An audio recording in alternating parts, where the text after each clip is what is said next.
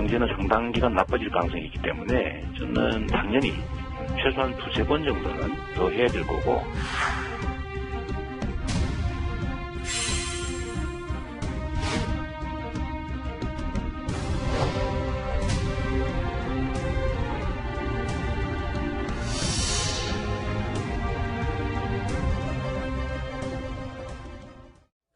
네, 긴급 재난지원금을 또 주자, 이런 주장이 여권 일각에서 나오고 있습니다. 이재명 경기지사가 운을 떼고 김두관 의원이 호응을 했습니다. 이건 먼저 필요한지 필요 없는지 각각 좀 여쭤볼게요. 먼저 이번엔 야당 의견부터 들어보죠.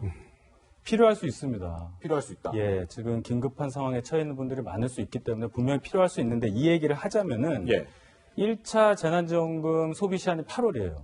그때 가서 이 재난지원금 지급이 소비 활성화하는데 얼마나 기여를 했고 얼마나 경제 활성화에 도움을 줬는가를 분석을 해서 분석이 끝나서 얼마나 해야 되겠다, 더 필요하면 더 해야 되겠다 이런 결론이 나와서 설득에 들어가야 되는데 그러기엔 시간이 좀 많이 기다려야 되잖아요. 그럼 지금이라도 이제 한 달 정도 됐으니까 정부 여당에 또는 정부 그 기관에서 어느 정도 데이터를 가지고 국민을 설득할 수 있는 이게 필요하다고 생각한다면 그런 자료를 제시하면서 국민들께 말씀을 드리고 또 정치권에서 합의를 해서 하는 게 순서가 아닐까 이렇게 생각을 해봅니다. 우리 조 부대변인께서. 이미 근데 그런 부분에 대한 데이터들이 좀 이렇게 나오고 있거든요. 예를 들면 서울시만 해도 지금 영세자영업자의 매출 증가가 한 17% 정도가 올라갔다는 거 아니에요? 재난지원금 그렇습니다. 그러니까 이 재난지원금이 두 가지 어떤 의미가 있는데 하나는 지금 가계 자체에 긴급한 자금 수혈의 의미가 있고요.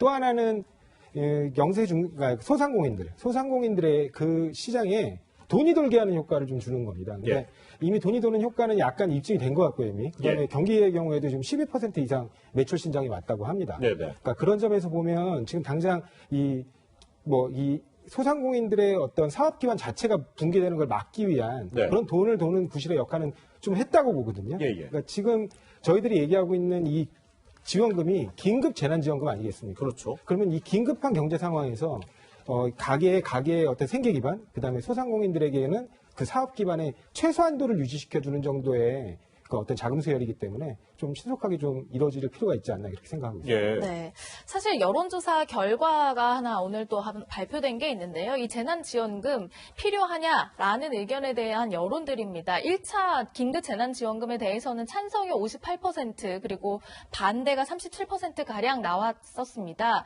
이번에 또 준다는 2차 긴급 재난지원금 여기에 대해서는 만약에 주게 되면 좋을까 나쁠까 찬성하는 의견이요. 과반을 조금 넘은 51.1%가 나왔습니다. 지난번보다는 이렇게 다소 줄어든 그런 모습인데 이 결과를 좀 어떻게 봐야 되느냐, 여론을 어떻게 살펴야 되느냐, 여기에 대해서는 어떻게 해석하고 계시는지요? 이런 것들을 보면 이렇게 포퓰리즘 이런 걸 좀 걱정하는 건 정치인들이나 하는 이제 어떤 수사가 아닌가 싶습니다. 왜냐하면 우리 국민들이 이게 너무도 정부의 재정이나 이런 거를 정치권에 앞서서 걱정을 해주세요. 그렇기 때문에 2차까지 지급하는 건 혹시 무리가 되지 않을까? 국가 재정에 좀 이렇게 위태로운 상황을 초래하지 않을까? 특히 그 IMF를 한번 겪어봤던 국민들 아닙니까? 그때 군목이 어떤 그런 마음들, 그러니까 그런 나라 사랑하는 마음, 국가를 바라보는 어떤 책임의식 이런 것들이 국민들이 자연스럽게 약간 여론조사에서 나오는 건 같은데요. 그럼에도 불구하고 지금 과반이 넘는 국민들은 필요하다고 보는 거거든요. 그리고 이런 부분이 우리뿐만 아니라 전 세계적으로도 지금 굉장히 우리의 어떤 그 지원 수준을 뛰어넘는 정도의 수준으로 많이 지원이 이루어지고 있기 때문에 그런 부분은 좀 고려해봐야 될 것 같습니다. 네, 대변인님, 여당에서는 이제 국민들이 너무 앞서서 재정을 걱정할 필요는 좀 없다라고 취지로 말씀하시는 것 같아요. 걱정해야죠. 지금 말씀하신 질문의 취지는 2차 지원금에 대해서 찬성하는 비율이 1차 때보다 줄었다는 거에 방점을 찍힌 거 아니겠어요? 그 얘기는 역시나 우리 국민들이 현명하셔서 세금으로 뭔가를 준다는 것에 대해서 거부감을 갖고 계신 거예요. 걱정을 하신 거예요. 그거 당연히 해야 되는 거죠. 그런데 지금 이거에 대해서 정부나 청와대 같은 경우는 아직 2차 재난지원금까지는 고려하지 않고 있다는 입장이죠? 그렇습니다. 아무래도 그 정부 입장에서는 전체 재정 규모와 그 부분을 고려하지 않을 수 없기 때문에 섣불리 얘기가 나오는 것보다는 어떤 정치권의 흐름이나 이슈를 봐서 실제로 만약에 필요하다고 한다면 보다 좀 정책적으로 뒷받침된 내용으로 준비를 해야 되지 않겠습니까? 네. 그런 부분에서 아직은 논의되고 있지는 않습니다. 네. 그런데 어쨌든 두 분 다 뭐 어느 정도 필요할 수 있다는 입장이어서 이건 뭐 찬반이 지금 크게 갈리지 않고 있는데 그런데 만약에 2차 긴급재난지원금을 지급한다면 지금 3차 추경에 포함이 안 돼 있으니까 4차 추경을 또 해야 되는 상황인데 아니 3차 추경을 좀 먼저 처리를 해줘야 긴급재난지원금을 얘기할 수 있는 거 아닌가요? 야당에서요? 예, 3차 추경 되려면 개원도 해야 되고 네. 예결특위도 있어야 될 절차가 멀고요. 예. 제가 이제 여기서 말씀드리고 싶은 것은 예. 19년 작년 이후로 지금 국가부채가 한 100조 정도 늘었어요. 아, 예, 예. 840조 정도 됩니다. 예. 그러니까 우리가 적정 국가 GDP 대비 국가 채무 비율을 40%로 우리가 상정을 했는데 뭐 문 대통령은 40%가 어디서 나온 숫자냐고 말씀하시지만 네. 43.5%에 달해요. 그렇게 되면 예. 이제 빨간불이 들어오는 겁니다. OECD 평균이 110%라고 해서 우리는 괜찮다고 말씀하시는데 OECD 국가 중에 일본, 미국, 뭐 독일 이런 나라들은 내수 시장도 크고 특히 미국은 돈 찍어낸 나라예요. 예. 우리나라하고는 전혀 다릅니다. 같은 OECD 국가라고 해서 똑같은 OECD 국가가 아니라는 거죠.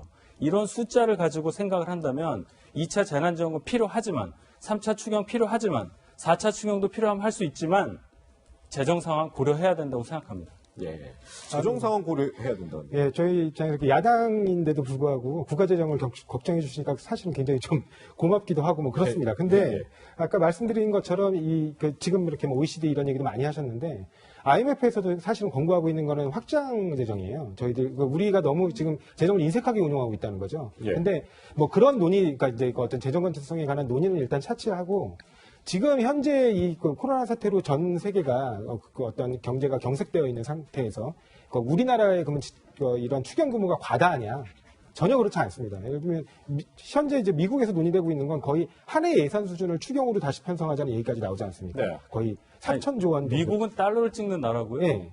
IMF 말씀하셨는데 IMF가 우리나라 정부가 아니잖아요. 우리 20몇 년 전에 IMF가 우리나라 들어와서 얼마나 갑질했어요. 예. 그거 생각하셔야 됩니다. 아니 IMF가 지금 말씀하신 것처럼 아닌 것 어떤 같은데. 국가재정 건전성을 판단하는데 굉장히 보수적인 기관임에도 불구하고 우리나라에 대해서는 재정 건전성의 문제가 아니라 오히려 지금 현재 너무 그러니까 재정이 좀 긴축 재정으로 흐르게 되면 어떤 경제 기반이 흔들리거나 붕괴될 가능성을 걱정하는 거거든요. 그러니까 그런 부분들을 고려하신다면 우리 걱정을 IMF가 해준다고 해서 우리가 그쪽 말을 믿어야 한다는 건 저 동의가 안 돼요. 아니요, 그걸 무작정 믿자는 얘기 아니라 아까 어떤 해외 기관들에 대한 어떤 권고들을 말씀하셨길래 저도 그걸 말씀드린 거고요. 예, 예. 네, 지금 김종인 이제 비대위원장께서 새로 이렇게 취임하셔서도 나와서 하시는 말씀은 이제 기본소득 문제도 나오고요. 그다음에 어떤 확장 재정 필요성에 대해서는 이런 공감하는 부분들이 있지 않습니까? 네, 그런 부분에 관해서 좀 이렇게 좀 야당의 좀 대승적 협조가 좀 필요하지 않을까 싶습니다. 기본소득하고 이건 달라요. 예. 물론 다른 문제입니다. 말씀드리겠습니다. 예, 물론 예. 다른 문제.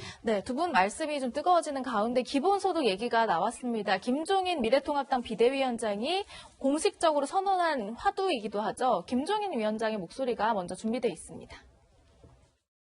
전에 없이 일어난 일이 일어났기 때문에 전에 없던 비상한 각오로다가 정책을 세우지 않으면 안 된다고 생각합니다.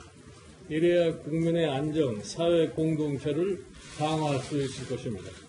지속적인 포용 성장을 위한 각종 제도를 확립하고 보건체제를 재정립하며 4차 산업혁명을 위한 여건 조성, 아울러서 이로 인해서 파생되는 기본소득 문제를 근본적으로 검토할 시기가 아닌가 생각을 합니다.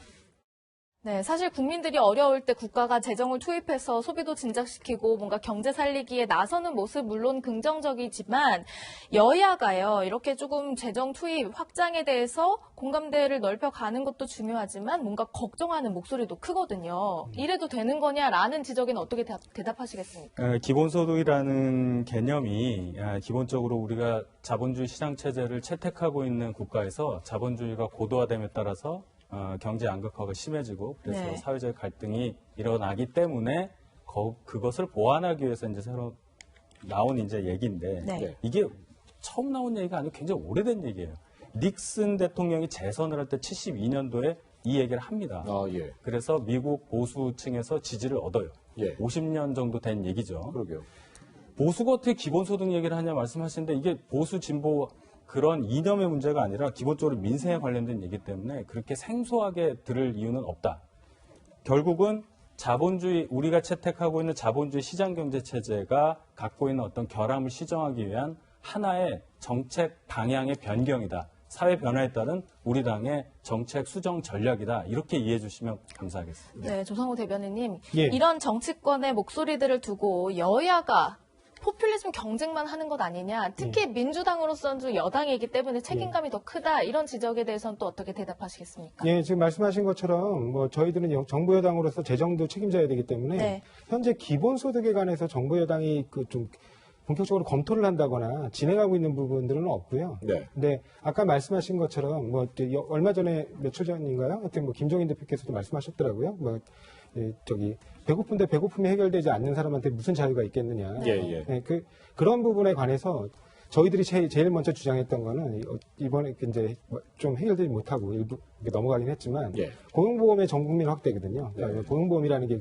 결국엔 실직하거나 일자리가 없거나 사실상 뭐 소득이 없는 사람에게 그 기본적인 소득을 좀 보장해주자는 취지였습니다. 예. 그러니까 전 국민에게 그냥 일정액을 처리를 현금 살포하는 방식이 아니라 실제로 소득이 없는 분들에게 좀 이렇게 그걸 좀 보전해주자는 거였는데 그 확대가 조금 이제 여당과 야당의 어떤 의견 불일치로 해결이 안 됐는데 예. 이제 이렇게 새로 비대위원장에 오시고 이렇게 말씀하시는 거 보니까 21대 국회에서는 잘 해결될 것 같다라는 생각이 듭니다. 네.